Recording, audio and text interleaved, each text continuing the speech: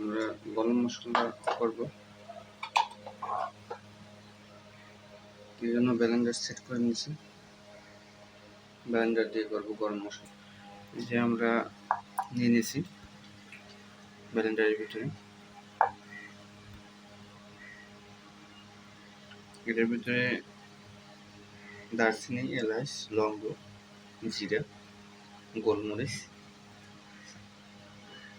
এবং আরও অন্যান্য উপাদান যা আছে এটা আমি দিয়ে দিলাম, আটকে দেবো। এবার আমরা যমুনা ব্লেন্ডার করবো, এখানে লাগাবো, সেট করে দিচ্ছি।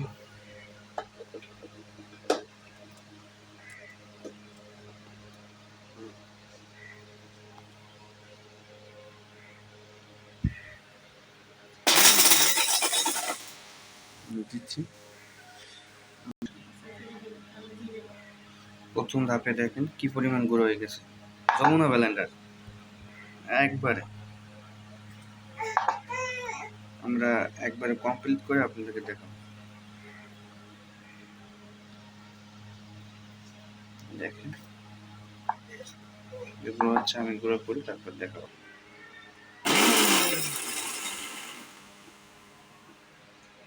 ভিউয়ার্স দেখেন কি অবস্থা হয়েছে, একবারে গুঁড়ো গুঁড়ো হয়ে গেছে, একবারে গুঁড়ো গুঁড়ো হয়ে গেছে।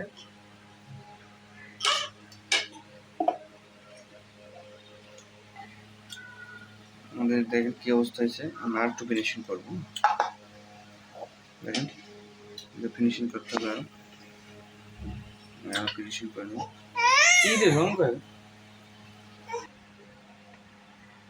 একদম গুঁড়ো হয়ে গেছে, আর একটু গুঁড়ো করতে হবে।